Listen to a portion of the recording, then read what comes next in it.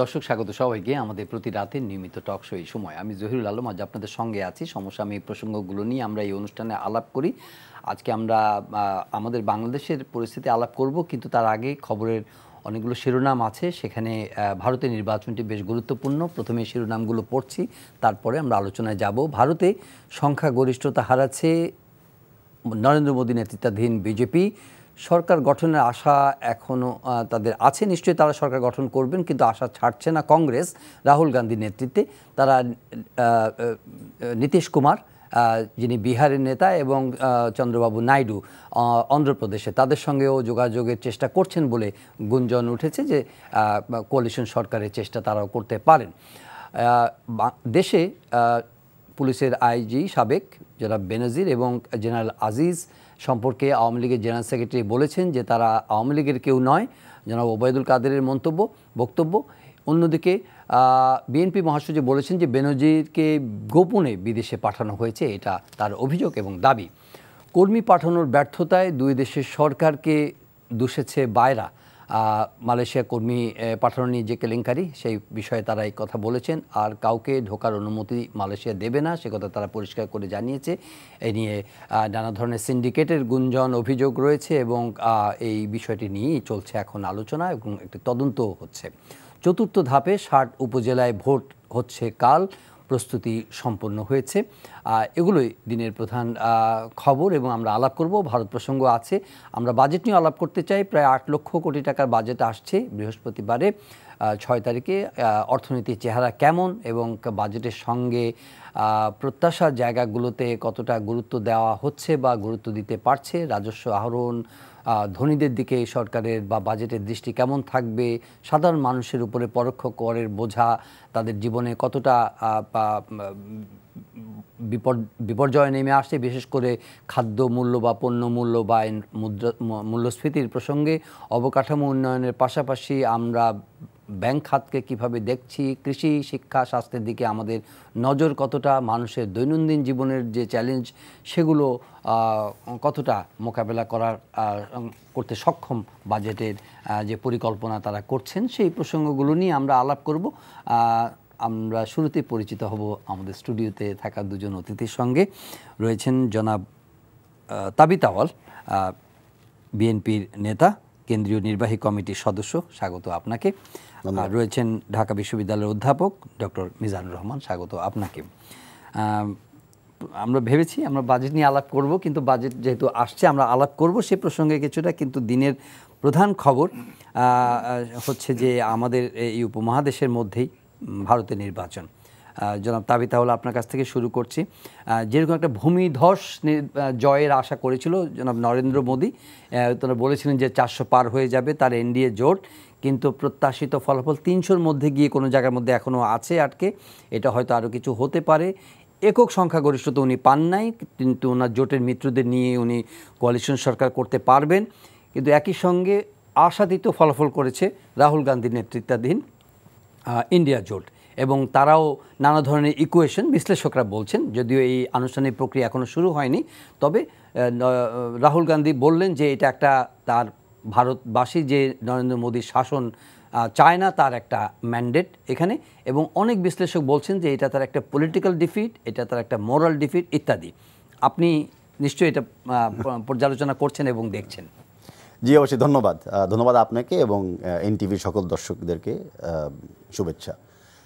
আসলে দেখেন, প্রথম কথা হলো যে ভারতের যে নির্বাচনটা হচ্ছে, এই নির্বাচনটা খালি বাংলাদেশের জন্য না, পুরো পৃথিবী কিন্তু নির্বাচন দিকে তাকিয়ে আছে। কারণ সবচেয়ে লার্জেস্ট পরিমাণ ভোটার কিন্তু এই ভারতের নির্বাচনে অংশগ্রহণ করে, 64 কোটি, অ্যান্ড অলওয়েজ গ্রোয়িং। তার ভিতরে আমরা সবাই জানি যে সাউথ এশিয়ার ভিতরে লার্জেস্ট ডেমোগ্রাফি হলো 30-এর নিচে যেই মানে ডেমোগ্রাফি ভোটার, 18 থেকে 30। তার মানে এই ইলেকশনে ইয়াং ভোটারদের ম্যান্ডেটটা কোন দিকে যাচ্ছে সেটাই কিন্তু এখন দেখার অপেক্ষায় আছে। আর মানে ফলাফল যেটা চলে আসবে, আমরা বেসরকারিভাবে ফলাফলটা বুঝতেছি যে 280-র মতো এনডিএ অ্যালায়েন্স পাবে, অ্যান্ড বাকি 210 হয়তো ইন্ডিয়া অ্যালায়েন্স সেটা পাবে। এটা থেকে আরো অনেক মুভ করেছে 295-এর মতো হতে পারে, বা এককভাবে কেউ পাচ্ছে না। 232টার মতো ইতিমধ্যেই। তো তার মানে কি? তার মানে কিন্তু যদিও অ্যালায়েন্স হিসাবে ইলেকশন করতেছে ইন্ডিয়াতে, কিন্তু ডাজন্ট মিন যে নির্বাচন হওয়ার পরে অ্যালায়েন্স থাকতে হবে, এটা কোনো কিন্তু মানে ইয়ে নাই, মানে কোনো লিগ্যাল কোনো কমিটমেন্ট নাই। ওকে, যে কোনো দল যে কোনো দলের সাথে রিঅ্যালায়েন্স করে কিন্তু সরকার গঠন করতে পারে। এটা অনেকবার আমরা দেখেছি ইন্ডিয়াতে বিগত সময়। রাইট। আচ্ছা, আর ওভারঅল যেটা আমি বলতে চাচ্ছি যে এরকম একটা শিফট, মানে যে প্ল্যাটফর্মে বিজেপি দাঁড়িয়েছিল, এটা মোদি একার ইয়ে না, এটা মোদির মানে মোদির যে বিজেপি যে দল, বিজেপির ম্যান্ডেটই ছিল দুটো জিনিস, একটা হলো হিন্দু পপুলারিজম, আর আরেকটা যেটা অভিযোগ করা হয় ওনাদের দেশে ভিতরে একটু ফ্যাসিজমের দিকে এই একসঙ্গে চলে যাচ্ছে, অটোক্র্যাটিক সিস্টেমে। তো সেটার কিন্তু একটা অ্যালার্ম পুরো দেশে, বাংলাদেশেও কিন্তু এখন বুঝতে হবে যে গ্লোবালি কিন্তু এই রিলিজিয়াস পপুলারিজমও কমে যাচ্ছে, আর ফ্যাসিজম বা অথরিটেরিয়ান ব্যবস্থাপনা বা সরকারি ব্যবস্থাপনা কিন্তু দীর্ঘদিন টিকে না। এটা যতই উন্নয়নের কথা আমরা বলতে চাই, যত ডেভেলপমেন্টের কথা আমরা এগিয়ে নিতে চাই, ডেমোক্রেসি আলটিমেটলি কিন্তু সেলফ কারেক্টিং। সো ডেমোক্রেটিক দেশ, ডেমোক্রেটিক মানুষ আলটিমেটলি ডেমোক্রেসিকে বেছে নেয়, যেটা এখন ইন্ডিয়া আমাদেরকে দেখাচ্ছে, না আমি ভবিষ্যতে অন্য অন্য অনেক রাষ্ট্রতে আমরা দেখব।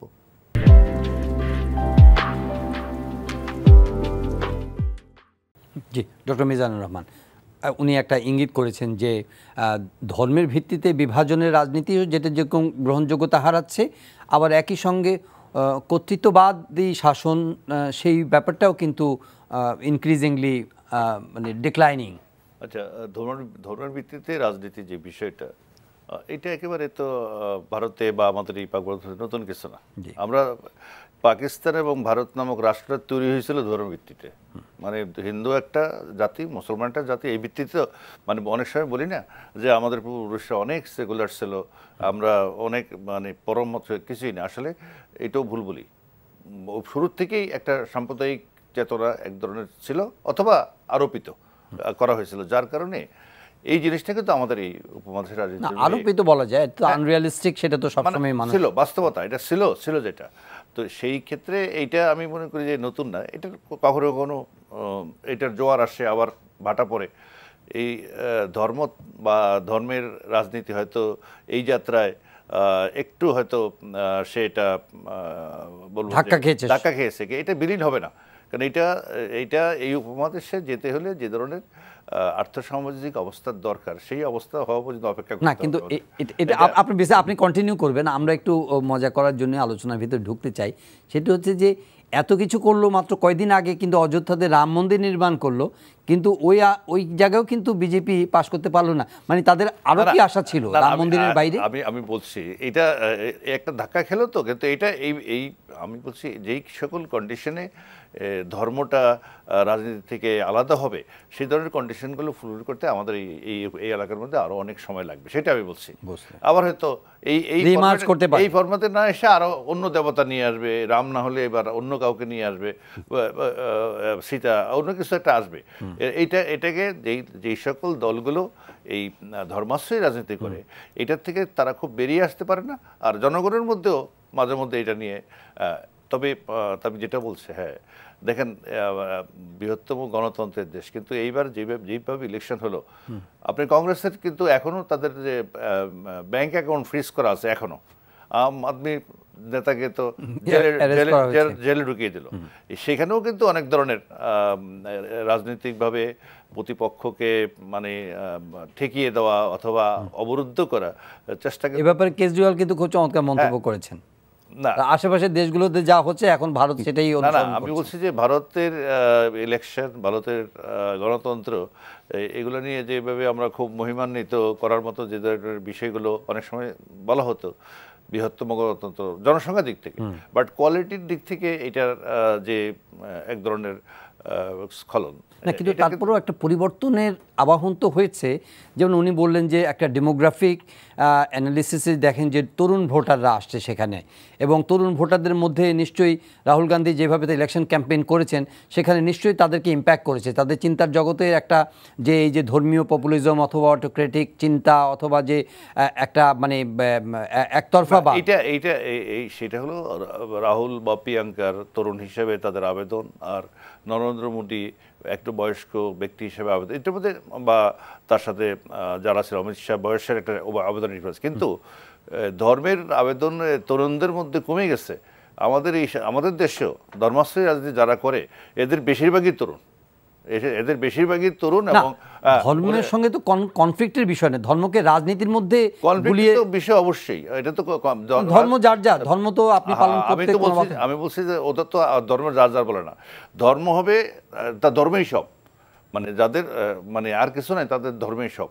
রাষ্ট্র এই বটিকা তো ওরা গেলে নাই এবার। হ্যাঁ, আমি বলছি গেলে নাই, কিন্তু ওইটা ইয়াংরা গেলে নাই এটা মনে করার কোনো কারণ নাই। ওখানেও যে গেরুয়া পড়া বহু ইয়াং দলে দলে আছে। আমাদের এইসব দেশে যেরকম মানে ধর্মাশ্রয়ী রাজনীতির যে ধরনের তরুণ একটা প্রভাব আছে, এটা কমে গেছে আমি মনে করি, এটা ওখানেও আছে।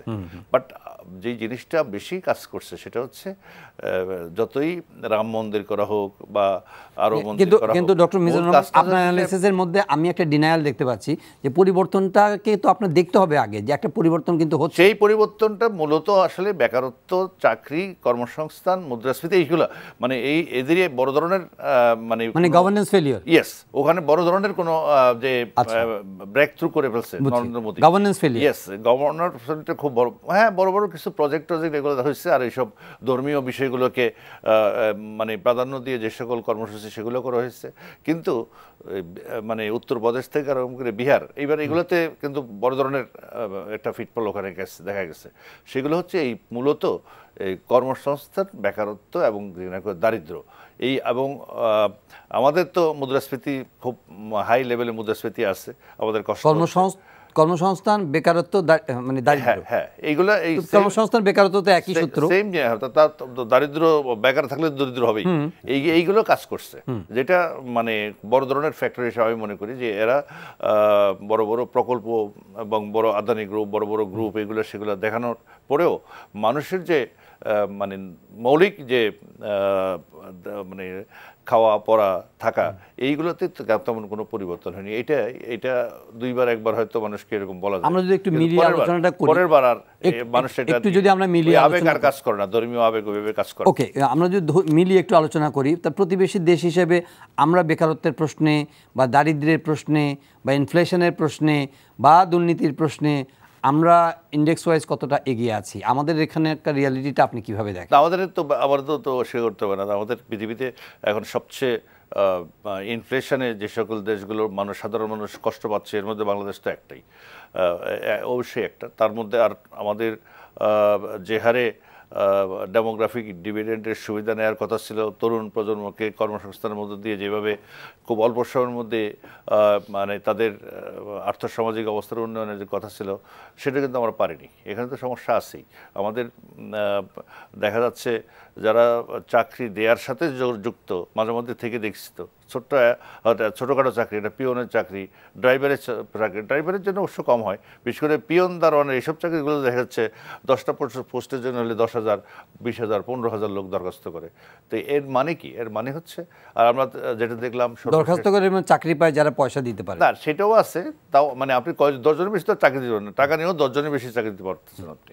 আমরা যেটা দেখলাম এই যে মালয়েশিয়ার ব্যাপারে, মালয়েশিয়ায় 5 লক্ষ লোক যাওয়ার কথা ছিল, 4,73,000 গেছে। আর বাকিদের মানে যে বিড়ম্বনা সামহাও আছে, দুই দিকের হয়তো ম্যানেজমেন্টের সমস্যা আছে, কিন্তু যারা এটা দেখার দায়িত্বে ছিল, তো তাদের ব্যর্থতার কারণে তো একেবারে হিসাব। কাকে আপনি এটার জন্য কাকে রেসপন্সিবল করতে চান? এটার জন্য রেসপন্সিবল তো এই দালালরা আছেই, আর প্লাস যেটা দালালরা, কিন্তু এটা তো একটা মনিটরিং এজেন্সি থাকার কথা। না, আছে, সবই আছে মনিটরিং এজেন্সি, ওখানেও দালাল আছে, এখানেও দালাল। না, আমি বলছি যে দালাল তো আছে সব দেশে এবং এটা ছিল, কিন্তু এটাকে তো চেক করার জন্য, যখন আমরা তো সবসময় বলি যে একটা মনিটর, যখন আপনি এখন পুলিশের আইজি দুর্নীতির কথা বলছেন, তো পুলিশের আইজি দুর্নীতি তো উনি তো একদিনে করেন নাই, দ্যাটস এ লেগেসি, এবং এটা উনি কন্টিনিউয়াসলি করে গেছেন। সেটাকে দেখার দায়িত্ব কারো না কারো তো থাকার কথা। আমি তো বলবো যে এই এক আইজিপি দুর্নীতি করছে, এটাও ঠিক না, এটারও একটা লেগেসি আছে। হ্যাঁ, সেটাই তো বলছি। 27 জন আইজিপি, সেটাই তো বলছি, 27 জন আইজিপি ছিল আমাদের দেশ স্বাধীন হওয়ার পরে। কিছু কিছু আইজিপি তো রাষ্ট্রবিরোধী কর্মের সাথে জড়িত ছিল, রাষ্ট্রের সর্বোচ্চ পদে থেকে এই 21শে গ্রেনেড হামলায় সহযোগিতা করেন আইজিপিরা। সেই 10 ট্রাক অস্ত্র চালানোর আমাদের আইজিপি থেকে আরম্ভ করে অনেকে তো জেল হয়ে বসে আছে। তো সেই জন্য বলছি, আর এদের সম্পত্তি হিসাব নেন 27 জনে, এটাই এই প্রথম বেনজির একবারে নজিরবিহীন করে বলছে। বেনজির নামের সার্থকতা আছে না, সেটা হয়েছে। কিন্তু একেবারে এটা নতুন করে হয়ে গেছে এরকম মনে করার কোনো কারণ জি, নেই। এই জিনিস সেই আশরাফুল হুদা, রকিবুল হুদা সব খবর নেন, দেখবেন যে সব আপনার কাছাকাছি জিনিস আপনি পেয়ে যাবেন। না, সেটা তো আনার্ট করার সুযোগ আছে রাষ্ট্রের এজেন্সির কাছে, তো সেই মানে রাষ্ট্রীয় যন্ত্রের কাছে তো সেই সুযোগ আছে। যেমন তাবিথ আউয়াল, ভারত প্রসঙ্গ থেকে আমরা কথাগুলো তুলছিলাম আর কি, ভারতের যে পরিবর্তনটা এসেছে এটা আসলে কোন দিকটা ইঙ্গিত করছে? ভারত আর বাংলাদেশের যে প্রসঙ্গটা আমরা তুলে আনছি, যে ডেফিনেটলি ভারতের সাথে বাংলাদেশের বর্তমান যে ইকোনমিক ইন্ডিকেটরগুলো, যে ইনফ্লেশন রেট অনেক হাই, আনএমপ্লয়মেন্ট রেট অনেক হাই, দরিদ্র হারে যে লোকগুলো উঠতে চেষ্টা করেছিল আবার নিচে নেমে যাচ্ছে, করাপশন আর নেপোটিজম অনেক হাই। হ্যাঁ, কিন্তু ওইটাতে আমি যাচ্ছি। তো কিন্তু ডিফারেন্সটা হলো একটা বড় ডিফারেন্স, যে বাংলাদেশে কিন্তু এই সমস্যা সবগুলা বলবো না, বাট বেশিরভাগগুলো ম্যানমেড। মানে করাপশনকে প্রায়োরিটি দেওয়ার জন্য সাধারণ মানুষের বা সাধারণ জনগণের প্রায়োরিটিগুলো কিন্তু নিচে নেমে গেছে। এই ইনএফিশিয়েন্সিকে বারে বারে ওভারকাম করার জন্য বা মানে ঢাকার জন্য মেরিটেরিয়াস যারা জনগণ আছে তারা চাকরি পাচ্ছে না, বা তাদেরকে চাকরির জন্য উৎসাহ করা বা তৈরি করা হচ্ছে না। আপনি উদাহরণটা আমি দিই, বিগত 10 বছরে দেখেন ফ্ল্যাট রেটে যতগুলা সংস্থা বা রিসার্চ ইনস্টিটিউশন, পলিটিক্যাল ইনস্টিটিউশন, ব্যক্তিরা বলছে যে শিক্ষার ব্যাপারে বাজেটের জন্য অ্যালোকেশন বাড়িয়ে দেওয়া হয়, স্বাস্থ্যর ব্যাপারে জন্য যার অ্যালোকেশন বাড়িয়ে দেওয়া হয়। এখনও কিন্তু আমরা দেখতেছি যে দুইটা প্রধান জায়গায় স্যাক্রিফাইস করা হয়, শিক্ষা এবং স্বাস্থ্য। এই শিক্ষা স্বাস্থ্য, যদি শিক্ষাকে স্যাক্রিফাইস করেন, এই যে আমাদের ডেমোগ্রাফিক ডিভিডেন্ড এটা কখনোই বাড়বে না, বেকারত্বের সংখ্যা না। কিন্তু আমরা যদি শিক্ষা স্বাস্থ্য কেন প্রায়োরিটি হবে? আমরা তো জ্বালানি খাতে অনেক ভর্তুকি দিচ্ছি, কারণ জ্বালানিটা আমাদের দরকার, বিদ্যুৎ আমাদের দরকার, শুধু আমরা ওইখানে আমাদের সব কিছুই দরকার, কিন্তু সব কিছুর দরকারের সাথে যদি দুর্নীতি তো আমার দরকার নেই, সব কিছু ইনএফিশিয়েন্সি অ্যাড করে দেন। যে জ্বালানি খাতে দরকার আমার 17,000 মেগাওয়াটস অফ পাওয়ার, কিন্তু আমরা উৎপাদন করার কন্ট্রাক্ট করে ফেলছি 27,000। তো ক্যাপাসিটি চার্জ কেন দিচ্ছেন আপনি প্রত্যেক মাসে মাসে 10,000 এক্সট্রা মেগাওয়াটের জন্য, যেটা আবার ফরেন এক্সচেঞ্জে? তো এখন ফরেন কারেন্সি ঠেকানোর জন্য বা ফরেন কারেন্সি ক্যাপাসিটি চার্জ করার জন্য আমরা বাকি ইম্পোর্ট বন্ধ করে দিচ্ছি। ইম্পোর্ট বন্ধ করা মানে আমাদের যেই র মেটেরিয়ালস দরকার সেটা না আসলে আমাদের এই এক্সপোর্ট বাড়বে না। তো সেখানে আপনি ইকোনমি সুইং করতেছেন জ্বালানি আনার জন্য, তো কদিন পরে জ্বালানিটা কে ব্যবহার করবে, কোন ইন্ডাস্ট্রি ব্যবহার করবে? ইন্ডাস্ট্রি বন্ধ করে দেন। সো উই আর স্যাক্রিফাইসিং আমাদের education and agriculture and health. We have sacrifice education and health. এখন আমরা যাচ্ছি এগ্রিকালচারের দিকে, যে এগ্রিকালচারে অনেকবার শোনা হয়েছিল, যদিও ডাটাতে একটু ডিবেট অফকোর্স আছে, বা শোনা হয়েছিল যে আমরা খাদ্যতে আমরা সেলফ সাফিসিয়েন্ট, কিন্তু আবার এফএও রিপোর্ট বলছে যে পুরো পৃথিবীতে বাংলাদেশ হলো 3rd largest food importing country. তো রাইস বাদে আমরা সব ইম্পোর্ট করতেছি। কিন্তু আবার তো এই আগামীতে যে বাজেটটা আসবে আর আগামীতে যে দিনগুলি যাবে, এই প্ল্যানিং তো আমরা দেখতে চাচ্ছি যে আমরা এগ্রিকালচার, এডুকেশন, হেলথে কোথায় আমরা প্রায়োরিটি। খুব চমৎকার একটা পয়েন্ট তুলেছেন ডক্টর মিজানুর রহমান। আপনি ভারতের প্রসঙ্গ যখন বলছিলেন তখন সেখানকার গভর্নেন্স ফেলিয়ারের কথা বলছিলেন, একই সঙ্গে কর্মসংস্থান, বেকারত্ব, দারিদ্র্য, দুর্নীতি, বা উনি এটার সঙ্গে আবার কিছু যুক্ত করেছেন যে অথরিটেরিয়ানিজম, সব কিছু মিলে আবার আমরা তখন এখান থেকে আবার বাজেটের দিকে শিফট করলাম যে এগুলোর কনসিকুয়েন্স হিসেবে আসছে যে আমাদের তখন যদি এই ধরনের শাসন চলতে থাকে কোনো দেশে, তখন সেটা শিক্ষা, স্বাস্থ্য বা অন্য যে প্রায়োরিটি খাতগুলো আছে সেগুলো সাফার করতে থাকে। আমাদের দেশের এখনকার যে বাস্তবতা, আমরা বাজেটের দিকে যাচ্ছি, আমরা এখন কোন অবস্থার মধ্যে আছি এবং এই চ্যালেঞ্জগুলো মোকাবেলা করে আমাদের যে প্রায়োরিটি সেই জায়গাগুলোর দিকে কি আমরা নজর দিতে পারছি কিনা? অবশ্যই যেখানটায় মানে বেশি জোর দেওয়ার দরকার, তবে যথার্থই বলছে শিক্ষা এবং স্বাস্থ্য, সেটা কিন্তু যথাযথ জোর দেওয়া হচ্ছে কিনা। কারণ ইউনেস্কোর যে মানদণ্ড, মানে অ্যাটলিস্ট একটা জেনারেশনের জাতির 6% শিক্ষা খাতে ব্যয় করার কথা, কিন্তু এটা আমরা এখনও 2% অতিক্রম করতে, 2% আশেপাশে থাকি। তো এইখানে বিনিয়োগ করতে হবে। আর বিনিয়োগের কথা বললেই এই সরকারি আমলারা কতগুলো বিল্ডিং স্থাপনা এগুলোর কথা মনে করে, বিল্ডিং, হ্যাঁ মেগা বিল্ডিং উঠাবে, বিল্ডিং উঠাইলে অনেক ইয়ে হবে। কিন্তু আমাদের যে আসলে শিক্ষায় যে জনশক্তিটা দরকার, ভালো শিক্ষক, প্রশিক্ষিত শিক্ষক, বহু স্কুলে এখনও পর্যাপ্ত সংখ্যক শিক্ষক নাই, থাকলেও তাদের মান নাই। এই বিষয়টা দিয়ে মেগা প্রজেক্ট দিয়ে হইতে হয়। না, শিক্ষার যে 2%-এর কথা আপনি বললেন, ওইটাও তো আপনার ওই মানে সেটা বিল্ডিং মেরামত, বিল্ডিং এর অপচয় দুর্নীতি আছে। আর স্বাস্থ্যখাতে যে ভঙ্গুরতা, সেটা তো আমরা একটা ক্রাইসিস আসলে আমরা দেখি, যেটা করোনাকালেও দেখলাম। তো সেই ক্ষেত্রে সেখানেও প্রচুর, কারণ মানুষের এই দুইটা যদি মৌলিক ইয়েটা, একটা হচ্ছে হ্যাঁ বিদ্যুৎ লাগবে, বিদ্যুৎ কিন্তু ওখানেও অপচয়, অদক্ষতা, চুরি এগুলো তো আছেই, কিন্তু তারপরে এটা সত্য আমাদের আমাদের এই বাংলাদেশ যে অঞ্চলটা নিয়ে এখানে প্রথম বিদ্যুৎ আসছে 1909 সালে আমাদের নবাববাড়িতে ঢাকা শহরের মানুষ গেছিল বিদ্যুৎ দেখার জন্য। আর বাণিজ্যিকভাবে সঞ্চালন দেওয়া শুরু হয় 1919 সাল থেকে। এরপরে শুধু 43% লোককে বিদ্যুৎ দিতে লাগছে আমাদের 110 বছর। মানে বাকি মানে বিদ্যুৎটা 100 ভাগ লোকের ঘরে বিদ্যুৎ পৌঁছাইতে আমাদের 100, আর এইটা 10 বছরে মানে 2009 থেকে 19 এই 10 বছরে কিন্তু বাকি 57% লোককে বিদ্যুৎ দেওয়া হয়েছে। সেখানে বিদ্যুতের খরচ বেশি, দাম বেশি ইত্যাদি আছে, কিন্তু বিদ্যুৎ আমাদের 43% বিদ্যুৎ দিতে লাগছিল 100 বছর, আর বাকিটা এই 10 বছরে করা হয়েছে। সেখানে যে ক্যাপাসিটির কথা বলা হয় 26,000 মেগাওয়াটের, এগুলো হলো বেশিরভাগ হচ্ছে সাইনবোর্ড ক্যাপাসিটি। সাইনবোর্ড হচ্ছে একটা প্রকল্প যখন নেয় ওই প্রকল্পের একটা ব্যানার লাগাইতে হয়, সাইনবোর্ড লাগাইতে হয়। প্রকৃতপক্ষে ওগুলোর মধ্যেও ঝামেলা আছে, যেটা যতটা বলা হয় সত্যি সত্যি ওই উৎপাদন করে দেখছে কিনা, আমাদের যেই পরিমাণ ক্যাপাসিটি আছে এটা উৎপাদন করে দেখলে বোঝা যেত আসলে সত্যি সত্যি সেই ইউটিলাইজেশনটা আমাদের হয়নি।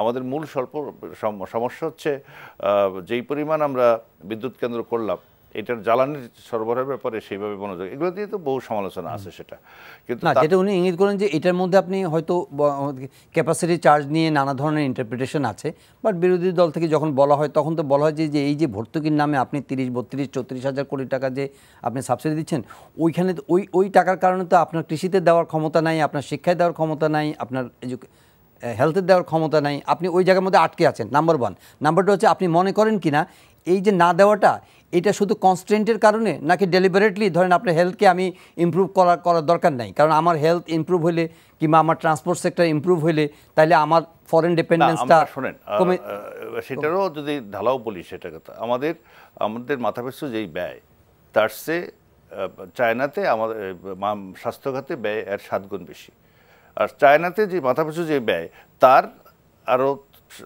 8 গুণ বা 7 গুণ বেশি জার্মানিতে ব্যয় করে।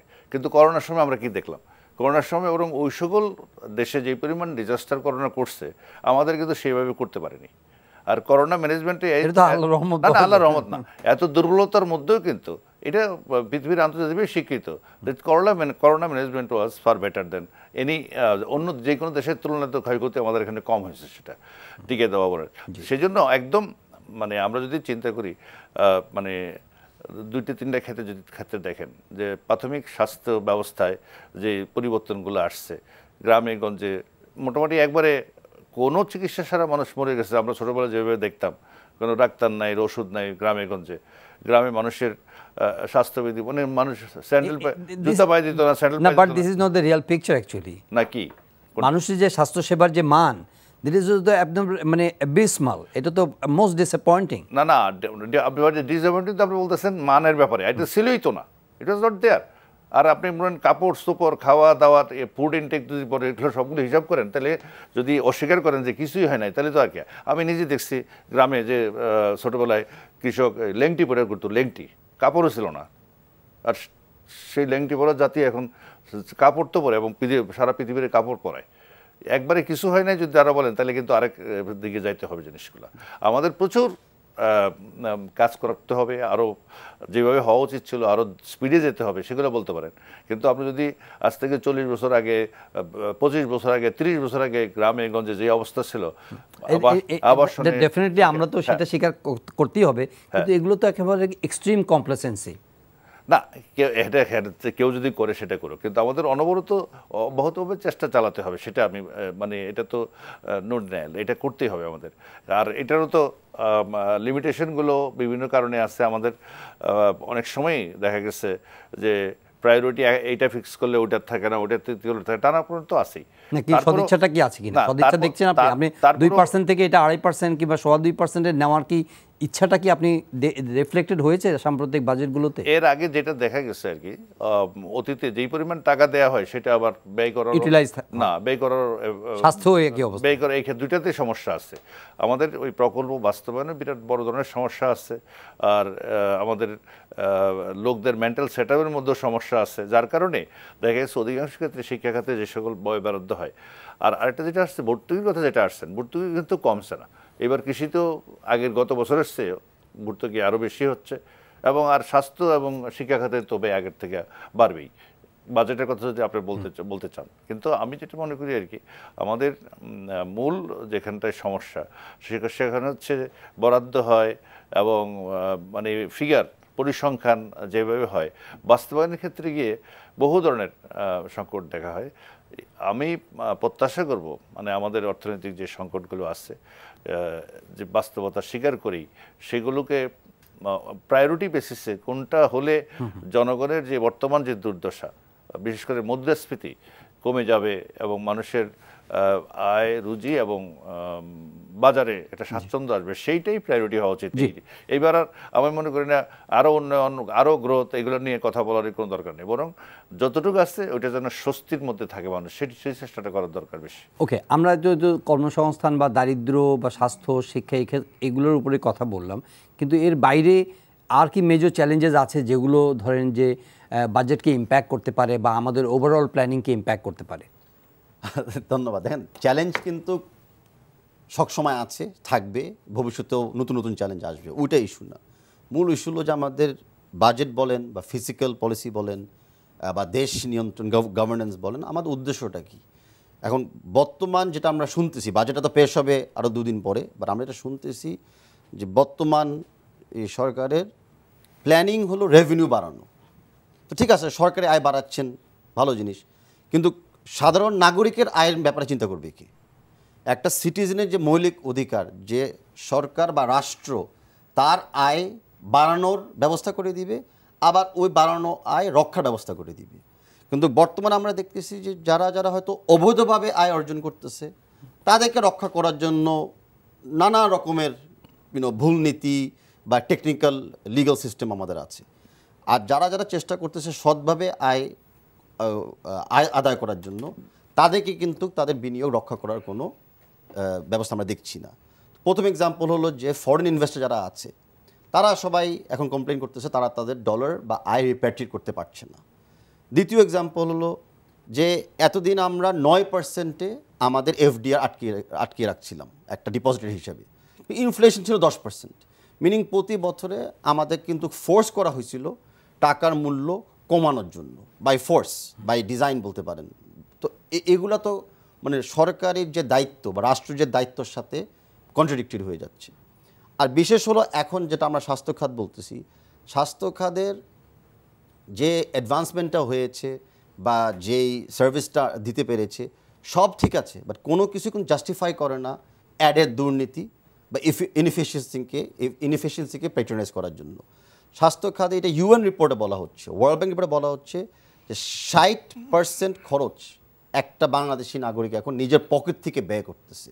তার মানেটা আমি সার্ভিস হয়তো পাচ্ছি, এটা নিয়ে আমি এখন ওই ডিবেটে যাচ্ছি না, কিন্তু টাকাটা তো আমার পকেট থেকে চলে যাচ্ছে। তো আমি যখন 60% আয় দিয়ে দিচ্ছি স্বাস্থ্য খাতে, তো আমি খাবো কি, আমার পরিবারের জন্য স্কুল ফিস কীভাবে দিব, কাপড় কীভাবে কিনবো, বাড়ি ভাড়া কীভাবে দিব।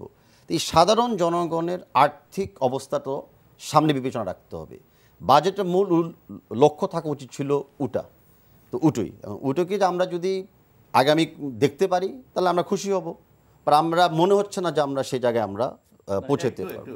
এটা আবার বলে ইমপ্রেশন চলে যাবে যে আমাদের মানে আয়ের 60% স্বাস্থ্যখাতে আমরা খরচ করি না, অর্থাৎ স্বাস্থ্যখাতে যে খরচ হয় সেই টাকার 60% পার্সোনাল মানে ব্যক্তি খাত থেকে, এটা নাহলে আবার হবে যে আমাদের টাকার মানে 100 টাকা বেড়ে 60 টাকা স্বাস্থ্য খাতে খরচ করি। আমাদের ন্যাশনাল এক্সপেন্সের 60% পাবলিক দেয়, ব্যক্তিরা দেয়, উচিত ছিল এই রাষ্ট্রকে দেওয়া বা রাষ্ট্র এমন ব্যবস্থা করা যে এই খরচটা যেন কমে আসে। কিন্তু একটা বিষয় উনি ইঙ্গিত করলেন, সেটা হচ্ছে ফিসকাল ম্যানেজমেন্টের বিষয়গুলো আসছে। এটা কিন্তু খুব ক্রিটিক্যাল ডিসকাশন এই সময়ের মধ্যে, যে আমাদের ফিসকাল ম্যানেজমেন্ট এরকম মেসি হয়ে গেছে যে এই সমালোচনার মধ্যে আমাদের কেন্দ্রীয় ব্যাংক থেকে শুরু করে অল দ্য রেগুলেটরি বডিজ যে ইনএফিসিয়েন্সির প্রসঙ্গগুলো আসে অথবা ল্যাক অফ সুপারভাইজারি রোল যেটা বলে সেগুলোর ক্ষেত্রে কিন্তু একটা বড় ধরনের। তো এটার ইম্প্যাক্ট হচ্ছে যে আমাদের এই যে রিজার্ভে ইম্প্যাক্ট করতেছে, আমাদের ইম্পোর্টে ইম্প্যাক্ট করছে, আমাদের ব্যাংকিং খাতের যে একটা কি বলবো যে অবনমনশীল একটা প্রক্রিয়া চলছে সেগুলোর একটা বার্তা দিচ্ছে এই বর্তমান সময়ে। দেখেন এনি গভর্নমেন্টের যে ফিসক্যাল পলিসি হয় অথবা মনিটারি পলিসি এগুলো অত একটা ম্যাক্রো ইকোনমিক স্ট্যাবিলিটির জন্যই তো করা হয়। জি, তো এইগুলোর জন্য বিভিন্ন পরামর্শ আমরাও দীর্ঘদিন যাবৎ দিচ্ছি, এগুলো অনেকগুলোই ওইভাবে শোনা হয়নি। আইএমএফ এখন দিচ্ছে। আইএমএফ কেউ কেউ মনে করে আইএমএফ বোধহয় গত বছর টাকা নিয়ে আসছে।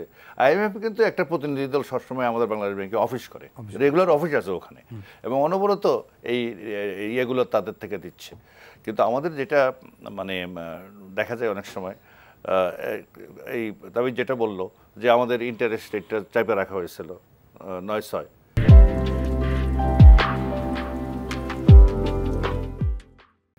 এবং ধরে দেওয়া হয়েছিল যদি রেট অফ ইন্টারেস্ট কম হয়, ইনভেস্টমেন্টের ক্ষেত্রে যদি খুব কম টাকায় সুদে যদি টাকা পায় ব্যবসায়ীরা তাহলে প্রচুর ইনভেস্টমেন্ট হবে। কিন্তু দেখা যাচ্ছে আমাদের ওখানেও এই একসময় মনে করে তো হাই ইন্টারেস্ট রেটটাই বোধহয় আমাদের শিল্পায়নের পক্ষে অথবা ইনভেস্টমেন্টের বিরুদ্ধে খুব কাজ করতেছে। পরে দেখা গেলো যে না, যখন খুব লো রেট অফ ইন্টারেস্ট ছিল সেখানেও বিনিয়োগ হয় না। বিনিয়োগের যে পরিবেশ সেটা আরো অনেক কিছুর উপর নির্ভর করে, not on that rate of interest. আপনি যদি অন্যান্য অবস্থার যদি পরিবর্তন আপনি করতে পারেন, মানে সেগুলো কি অন্যান্য অবস্থার পরিবর্তনগুলো একটা তো মনে রাখতে হবে আমাদের প্রথম হচ্ছে বাজার। আপনি যতই ইনভেস্টমেন্ট আপনি যেই লোকটা ইনভেস্টমেন্ট করতে যাবে সে প্রথমে যেটা দেখতে চাইবে সেটা হচ্ছে আমার এটা বিক্রি করতে পারবো কিনা জিনিসটা। তো আমাদের যে বাজারটা সেটা হচ্ছে ওই আবার যেহেতু আমাদের ইনকামটা মানে খুব ইভেনলি ডিস্ট্রিবিউটেড না, কয়েকজন লোকের কাছে টাকা, আর কয়েকজন লোকের কাছে যখন টাকা থাকে তখন সে তো কি পরিমাণ সাবান ব্যবহার করবে, কি পরিমাণ টুথপেস্ট ব্যবহার করবে, কি একই যে কয়টা খাটে ঘুমাবে। কিন্তু এইটা তো সীমিত। ভোগ যখন কমে যায়, marginal provision to consume and marginal savings, ইকোনমিক্সের অল্প কিছু লোকের কথা থাকলে তার কনজাম্পশন তখন কিন্তু তার মানে প্রোটেকশনটা দিতে হবে আপনি ম্যাস পেপার। বেশিরভাগ লোকের কাছে যখন টাকা যাবে, এখন আরেকটা কনফিউশনটা এখানে হয়, তো গভর্নমেন্টের তো ব্যয় বাড়াইতে হবে। আমাদের যখন প্রাইভেট ইনভেস্টমেন্ট যখন কম, বিনিয়োগ যখন কম হবে, তাহলে গভর্নমেন্টকে ইনভেস্ট করতে হবে। গভর্নমেন্টকে ইনভেস্ট করতে হবে, তাহলে গভর্নমেন্টের টাকা লাগবে, তো টাকার জন্য রেভিনিউ বাড়াইতে হবে। আবার ওইদিকে গভর্নমেন্ট যদি ইনভেস্ট করে সেটার সুফলটা যেটা সেটা হচ্ছে প্রচুর লোক আমাদের দেখতে হবে। গভর্নমেন্টের যে প্রজেক্টগুলো বা ডেভেলপমেন্ট ওয়ার্কগুলো আছে এগুলো যদি কেউ মনে করে যে এগুলো বন্ধ করে দিলে বোধহয় টাকা বেঁচে যাবে সরকারের, আরেকটা সর্বনাশ হবে। কারণ গভর্নমেন্টের ইনভেস্টমেন্ট না, এগুলো তো সব ক্রেডিট ড্রিভেন। নো, ক্রেডিটের কথা পরে আসেন। এটা একটা হচ্ছে যে কোনো ক্রেডিট হোক আর যাই হোক, মনে করেন আমাদের পদ্মা ব্রিজ, এই পদ্মা অথবা মেট্রো রেল যে এখন চলছে, তো মেট্রো রেলের কত বছরে কত বেনিফিট পিরিয়ড আছে, internal rate of return, accounting rate of return, এগুলো হিসাব করা হয়। কিন্তু জানেন এই শুধু মেট্রো রেলেই যে 25,000 লোক কাজ করে প্রতিদিন রাত্রেবেলায়, এই আমাদের যে থার্ড টার্মিনাল এরা কাজ করছে কত 3 বছর যাবৎ, এই কর্মসংস্থান হিসাবের মধ্যে আনতে হবে। আর যখনই একটা বড় মেগা প্রজেক্ট হয়, পদ্মা ব্রিজ যখন হয়, পদ্মা ব্রিজ কত বছরে কত টাকা আয় হবে এটা এক হিসাব। কিন্তু এটা যখন নির্মাণ হচ্ছিল 7-8 বছর যাবৎ, ওখানে লক্ষ লক্ষ লোক কাজ করছে, ইটের কাজ, পাথরের কাজ, সিমেন্টের কাজ, রডের কাজ, এবং আমাদের সিমেন্ট ফ্যাক্টরিগুলোর গ্রোথ হচ্ছে। সিমেন্ট ফ্যাক্টরি যখন সেটা তো একটা ইন্টারনাল মোবিলাইজেশন হয়েছে, কর্মসংস্থানের ভূমিকা রাখছে, এটা কিন্তু আমাদের কিন্তু এটার মধ্যে যে ওভার প্রাইসিংটা হয়েছে বা এই যে আলোচনাগুলো আছে এবং এটা আমাদের না সেটা ঠিক আছে, আপনি ধরুন পদ্মা সেতুর কথা বাদ দিলেন, কিন্তু আমরা তো একটা লোনের বার্ডেনের মধ্যে আছি, এটা কি অস্বীকার করা যাবে কিনা? এবং সেইটা যে লোন সার্ভিসিং করতে গিয়ে সামনের দিন থেকে অর্থনীতিতে একটা প্রেসার পড়বে। এই পরিমাণ লোনের বার্ডেনে থাকলে খুবই বিপজ্জনক অবস্থার মধ্যে পড়ে বিভিন্ন দেশ। আমরা এর চেয়ে অনেক নিচে আছি। এগুলো তো বললে হবে না। পৃথিবীতে লোন এটা স্বাভাবিক ব্যাপার। আমেরিকার যে পরিমাণ লোন আছে বা ইউরোপের বিভিন্ন দেশে যে পরিমাণ লোন আছে, সেই তুলনায় আমাদের যে পার ক্যাপিটা বা জিডিপি অনুযায়ী যে লোনের হিস্সাটা, ওটা এখনো আমরা ওই কিন্তু আমাদের পারফরমেন্স হিসাবে কিন্তু আমাদের সেন্ট্রাল ব্যাংকের গভর্নরের কিন্তু ডি ক্যাটাগরিতে চলে গেছে। না, সেটা মানে বাংলাদেশের একমাত্র একজন গভর্নরই সবকিছু না, উনি পারছেন না, এটা হচ্ছে একটা সিস্টেমিক একটা না, আপনার রিফ্লেকশন। সেটা আমি জানি, আমি আমি আমি যেটা বলছি আর কি, যে এটা একটা একজন গভর্নর দিয়ে তো No, পার্সোনালি ওনাকে বলা হচ্ছে না, সেখানে এই লোক তো ফাইন্যান্স সেক্রেটারি ছিল, সবই তো ছিল, বিভিন্ন কিছু ছিল। কিন্তু আমি যেটা বলবো, অথবা আমি জানি না ওই গ্রেডিংটা বা না, বলছি যে ইট সিগনিফাই যে আমাদের প্রসেসটা কত ইরোনিয়াস, এবং আমরা তো একটা চাপের মধ্যে আছি, এবং এটা ইন্টারন্যাশনালি জিনিসটা ফেল্ট হচ্ছে যে আমরা আমাদের ওভারঅল যে পারফরমেন্স, আমরা যতই বলছি যে না আমরা বার্ডেন ইজ করতে পেরেছি বা আমাদের অতটা চাপ নাই, কিন্তু আসলে যে আমরা চাপে আছি, আমাদের ধার করতে আমি হচ্ছে। বলি একেবারে একদম শর্ট, এই চাপের মধ্যে আসছি, মুদ্রাস্ফীতি চলছে, দেশের মানুষ অসন্তুষ্ট, এবং সরকারকে গালিগালাজ করে, এটা আমরা কেউ যদি বুঝতেছি, আর সরকারে যারা আছে তারা জানে না, মনে করার কোনো কারণ নেই, এতে মনে করার কোনো কারণ নেই। আমরা তো মিশি তো, জানি তো। প্রবলেমটা হচ্ছে যে এইগুলোর জন্য যে একটা মানে মাল্টি সেক্টরাল অ্যাপ্রোচ নিয়ে সবাই মিলে এগিয়ে আসার দরকার। সেখানে তো কোঅর্ডিনেশনের প্রভাব তো এখনো আছে, এটা আগেও ছিল, এখনো আছে। ডক্টর মিজান বলছেন মাল্টি সেক্টরাল অ্যাপ্রোচ নিডেড, এবং সেখানে কোঅর্ডিনেশনের একটা অভাব আছে, এবং এটাকে কিভাবে বাড়ানো যায় সেই ব্যাপারে যে চেষ্টা আপনি দেখতে পাচ্ছেন কিনা, বা আপনারা এই ব্যাপারে কোনো পরামর্শ, মানে আমি বলছি, আপনি বলতে যে আপনি বিএনপির রাজনীতির সঙ্গে যুক্ত, সেখানে কোনো কনস্ট্রাকটিভ, কোনো অ্যাকসেপ্টেবল কোনো চিন্তা আপনারা দিতে পারেন কিনা? No, thank you. সো আমরা আপনার ওয়ার্ড থেকে আমি একটু যদি কেড়ে নিই, মাল্টি সেক্টরাল অ্যাপ্রোচই তো গণতন্ত্র। সো যেখানে একটা গণতান্ত্রিক প্রক্রিয়াতে, মিনিং কালেকটিভ ডিসিশন আমরা যাব, অথবা চেকস অ্যান্ড ব্যালেন্সের মাধ্যমে আমাদের সমাজ ইনস্টিটিউশনে বাস করবে, তখনই তো এই সমস্যাগুলা রোধ করার বা সলিউশন পাওয়ার দিকে আমি এগিয়ে যেতে পারি। যেখানে একটা অটোক্র্যাটিক সিস্টেম বাস করে, অ্যান্ড দিন দিন এই সিস্টেমটা আরও অটোক্র্যাটিক, আরও সেন্ট্রালাইজেশনে চলে যাচ্ছে, তখন তো ভালো পরামর্শ দেওয়ার লোকজন খুঁজে পাওয়া যাচ্ছে না, আর যারা পাচ্ছে তারা মুখ খুলতে পারতেছে না, কারণ কে কী বলে কোন বিপদে পড়ে, বা কে ভালো করতে যায় আবার নিজে ব্যক্তিগত খারাপ এক্সপিরিয়েন্স ফেস করে, এইসব ইস্যুস নিয়ে তো কেউ আসতে পারতেছে না। আমরা যে গভর্নর মহোদয়ের কথা যেটা বলতেছি, হয়তো উনি অনেক জায়গায় ভালো ছিল বা সার্ভ করছে আমরা জানি না, বাট যেখানে একটা আন্তর্জাতিক ক্রেডিবল সংস্থা ওনাকে ডি রেটিং দিয়ে দিচ্ছে, তারপরেও কেন আমরা একটা গভর্নরকে জোর করেও একটা গদিতে বসিয়ে রাখবো, যেখানে Because আমরা সিস্টেম তো বুঝি যে a person cannot be only held responsible for all the miseries. আমাদের যে সিস্টেম, এখানে আমি ওনার সঙ্গে, ডক্টর মিজানের সঙ্গে একমত যে এটা উনি ব্যক্তি হিসেবে উনি এই পদের মধ্যে আছেন, XYZ যাকে আপনি দেন, যদি আপনি সিস্টেমিক ডেভেলপমেন্টের মধ্যে না যেতে পারেন, কোঅর্ডিনেশন যদি এস্টাবলিশ করতে না পারেন, তাহলে তো he is bound to be মানে failure. Exactly. So back to the system of autocratic. Even central ব্যাংকের গভর্নরও সেন্ট্রালাইজ সিস্টেমে চলে গেছে।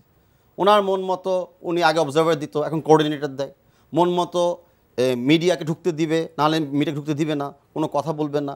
আর এই সময় তো আমরা এক্সপেক্ট করতেছিলাম সেন্ট্রাল ব্যাংকের গভর্নর এবং সেন্ট্রাল ব্যাংক আরও ট্রান্সপারেন্ট হবে, এই সময় আরও ওরা উদার হবে পরামর্শ নেওয়ার জন্য, নট পরামর্শকে মানে সরিয়ে দেওয়ার জন্য। এখন আপনি যদি এই মানে মূল আমাদের আবার সমস্যাতে আসেন, মূল সমস্যাটি হলো যে inefficiency and priority on corruption. Because যেই লোনটা আমরা নিয়েছি ইন্টারন্যাশনাল লোন, ইয়েস জিডিপির রেশিও অনুযায়ী আমাদের ইন্টারন্যাশনাল লোন কিন্তু মানে খারাপে ধারা কেসও নাই, আমরা কিন্তু ভেরি ভেরি ম্যানেজেবল জায়গায় আছি, কিন্তু এত অল্প লোন নিয়েও আমরা দেশের অর্থনীতি ম্যানেজ করতে পারছি না। তো সেটা তো ডাইরেক্ট রেজাল্ট হলো বিকজ অফ করাপশন অ্যান্ড ইনএফিশিয়েন্সি, অন্য কিছু না। মানে এত কম লোন নিয়েও পাচ্ছে, অন্য অন্য দেশ কিন্তু জিডিপির অনেক বেশি লোন নিয়ে আগাচ্ছে, কিন্তু এত ইনভেস্টমেন্ট করেও আমরা মানে জিডিপির 118% লোন নেওয়া দেশও আছে, আমরা এটা এখনো 35-37 আমরা না। কিন্তু দেখেন যে শ্রীলঙ্কা একটা মানে খুব খারাপ অবস্থা থেকে কিভাবে আবার তারা বাউন্স ব্যাক।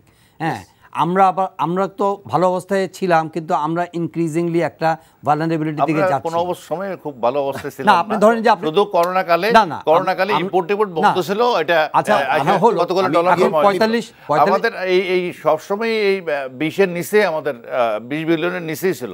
শুধু একমাত্র করোনার এই সময়টায় যেহেতু ইম্পোর্ট বন্ধ হয়েছিল, এই জন্য এটা 40-40 উঠছিল।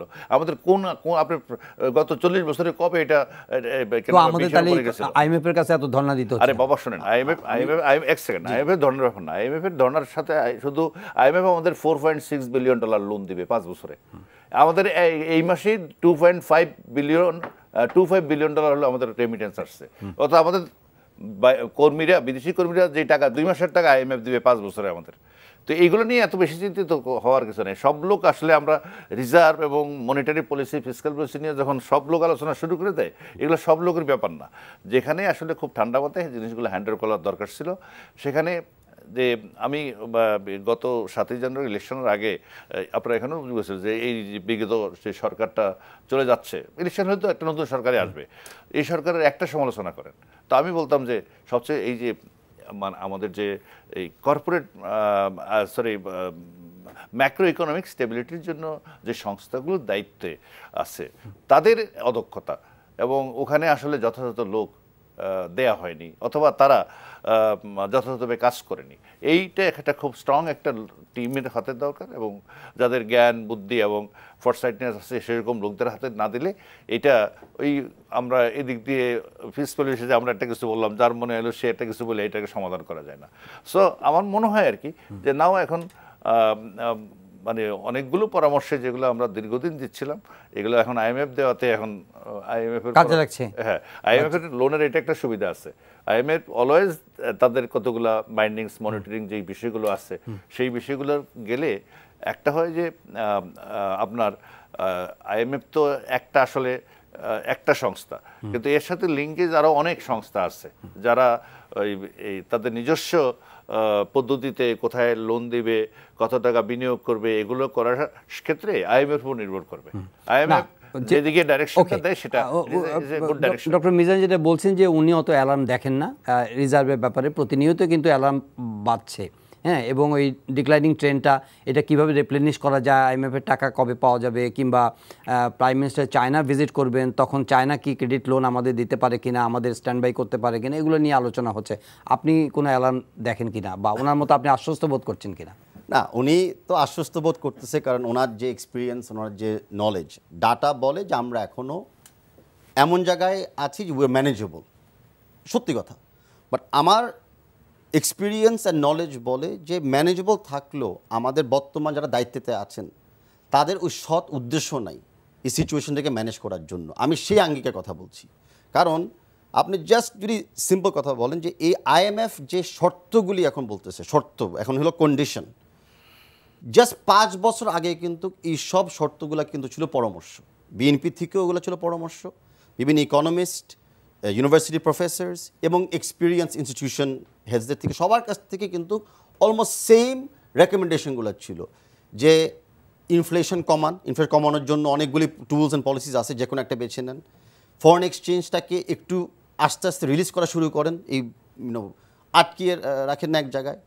পরামর্শগুলো ছিল যে good governance in the banking sector specially নিয়ে আসেন, transparency in the capital market, যেখানে আপনারা জানেন এখন আমাদের আগে ছিল সার্কিট ব্রেকার দিয়ে সব শেয়ার বন্ধ করে রাখছিল, এখন সার্কিট ব্রেকার খুলছে, সব শেয়ার পড়ছে দাম, এখন ক্যাপিটাল মার্কেটে আর কোনো বিনিয়োগ ঢুকছেও না, আর কেউ বেরো করতে পারে, মাজা ভাঙা অবস্থা। তো আমরা তো এই পরামর্শগুলো দিয়ে আসছি, তো পরামর্শ যদি 5, 7, 8 বছর আগে নিত তাহলে আজকে অবস্থা তো আমরা আসতাম না। আমাদের তো এখানেই দুঃখ এবং অভিযোগটা এখান থেকে স্টেম করে। আজকেও যে পরামর্শগুলো দেওয়া হচ্ছে সেগুলো কিন্তু আমলে নিচ্ছে না, নিতে চাচ্ছেও না। এখনও কিন্তু অনেক ভালো ভালো আইডিয়াস ইকোনমিস্টরা, ইউনিভার্সিটি প্রফেসররা এবং ইনস্টিটিউশনাল হেডরা দিতে চেষ্টা করছে, কিন্তু এই অটোক্র্যাটিক রেজিম তো এটা শুনতে চাচ্ছে না। অ্যান্ড বিএনপি ব্যাপারে আপনি যেটা বলে যে একটা সিম্পল উদাহরণ আপনাকে দিয়ে, আমরা শুনতেছি 7 লাখ কোটি টাকার মতো বাজেট নিয়ে আমরা আগামীতে প্রায় 8 লাখ প্রায় 8 লাখ নিয়ে আমরা 7,96,000 চেষ্টা করতেছি। ওকে, তো এত কুইক ট্রান্সফরমেশন আমাদের বাংলাদেশে হলো, এই ডলারটাকে আর একটু ডিভ্যালু করে দিল, ইন্টারেস্ট রেটটাকে বাড়িয়ে দিল, হঠাৎ করে 4-5টা ডিসিশন নিয়ে নিল। কেন? বিকজ আইএমএফ থেকে $1 বিলিয়ন অগ্রিম চেষ্টা করছে রিলিজ করার জন্য। $1 বিলিয়ন তো হলো 17,000 কোটি টাকা। তো আমরা মাত্র 17,000 কোটি টাকার জন্য এত হিমশিম খেয়ে যাচ্ছি, যেখানে আমরা বাজেট পেশ করতেছি 8 লাখ কোটি টাকার। তো আমরা ডেফিনেটলি অনেক তথ্য ভিতরে আছে যেটা সরকার থেকে আমরা পাচ্ছি না। ডেফিনেটলি অনেক রেড অ্যালার্ট বা খারাপ অবস্থা হয়তো আমাদের ডি র্যাঙ্কিং গভর্নর মহোদয় জানে, যেটা আমাদের সাথে শেয়ার করছে না। সেই ডাটাগুলো যদি আসলে চলে আসে তাহলে হয়তো স্যাররা বা অন্য ইনস্টিটিউশনাল হেডরা, এক্সপিরিয়েন্স লোকরা অন্য আরো ভালো ওপিনিয়ন দিতে পারে। I am not sure, I am saying যে 17,000 crore জন্য, যেখানে স্যারই বললেন যে আমাদের রেমিটেন্স অলরেডি আসতেছে কিন্তু 2.5 বিলিয়ন, রেমিটেন্সের জোর দিলে তো আমরা 5 বিলিয়ন এখান থেকে নিয়ে আসতে পারি। আমার 4.6 বিলিয়ন লোন লাগতেছে না। এক্সপোর্ট এবং এক্সপোর্ট ডাইভার্সিফিকেশন, যেটা আমরা বারে বারে বলে আসতেছি, এক্সপোর্ট বাড়ালেই তো আমাদের 50 বিলিয়ন অ্যানুয়ালি চলে আসে, সেটাও কেন আমরা করতেছি না? আমরা কি 4.6 বিলিয়ন, সেটাও 5 বছরের জন্য এই এতগুলো কন্ডিশনস নিচ্ছি, আবার হানা দিচ্ছি যে কন্ডিশনগুলো একটু শিথিল করো, আমাদের টার্গেট বেসটাকে আর একটু কমায় দাও। তো ডেফিনেটলি অনেক তথ্য এখানে গোপন রয়েছে। না আমাদের যেটা মানে একটা সুন্দর জুড়ে দিয়ে একটু শুনুন, উনি যেটা বলছেন যে আপনিও এটা কিন্তু কিছুটা অ্যাকনলেজ করেছেন যে এই বুদ্ধিগুলো কিন্তু দেওয়া হয়েছে right person in the right place, সেইটাও একটা বড় সমস্যা। তো এটা না শুনলে এগুলো কারেকশন করবেন কিভাবে? না একদম শুনে নেই তা না। এখন যে ডলারের 111টা গভর্নমেন্ট কত করছে এখন 117 এইটা যদি মানে আগে করতো বা অনেক আগে করতো, এখন পাকিস্তান এবং শ্রীলঙ্কাতে এটা এখনো 225 টাকা 275 টাকা, শ্রীলঙ্কাতে $1 225 টাকা, এই মুহূর্তে দেখেন পাকিস্তানে 275 টাকা। তো এইটারও আমি জানি না, এটা হয়তো এক পর্যায়ে এটা যখন অর্থনৈতিক ম্যাক্রো ইকোনমিক হিস্ট্রি বিভিন্ন বইয়ে যাবে এটা ভালো ছিল কি মন্দ ছিল, বাট যেটা ইম্প্যাক্ট দেখা যাচ্ছে 117 করার পরে আপনার যেটা আমাদের গত মাসে যেই রেমিটেন্স ছিল যেটা 200 কম, এটা এখন 225 মিলিয়ন, এটা বাড়ছে এবং আমার ধারণা এই মাসে আরো বাড়বে। এটা তো আপনি মনে হয় এক জায়গায় বলছেন যে ফিলিপিন্সের 20 লাখ লোক যা আয় করে আমাদের 1 কোটি লোক তা আয় করতে পারে না। সেটা তো বললাম, ওই জন্য তো টাকাটা বিনিয়োগ করতে বলছিলাম, শিক্ষা শুরু হয়েছে, তবে যেখানে ওখানে তো কোনো মেগা প্রজেক্ট নেই, সেটাই তো বললাম, মেগা প্রজেক্ট দিলেই তো বিল্ডিং বানায় ফেলবে। আমি বলছিলাম যে আমাদের কারিগরি শিক্ষা, এই যে লক্ষ লক্ষ ছাত্র ভর্তি করতেছে বিশ্ববিদ্যালয়ে, অনার্স পড়াচ্ছি, এগুলোর আসলে এগুলো দিয়ে আলাদা একটা আয়োজন করতে হবে, আলোচনা করতে হবে, আয়োজনটা বিনিয়োগটা ওখানেই করলে। লাস্ট কোনো কমেন্ট যদি থাকে আপনার ওভারঅল। মানে না, আমরা জনগণের পক্ষে যে কথাগুলো বলি, এটা সিন্স বর্তমান সরকার পছন্দ করে না মনে করে আমরা সবসময় বিরোধী কথা বলি। আসলে আমাদের কথা হলো পক্ষে জনগণের পক্ষে। গতবার করোনার প্যান্ডেমিকের সময় আমাদের দল থেকে মহাসচিব ইমিডিয়েটলি বলেছিল যে জিডিপির 3% ইমিডিয়েটলি ইনভেস্ট করেন বাংলাদেশে, যেন এই করোনা প্যান্ডেমিক থেকে আমরা উত্তরণ ঘটাতে পারি আর আমরা একটা সফট ল্যান্ডিং পেতে পারি।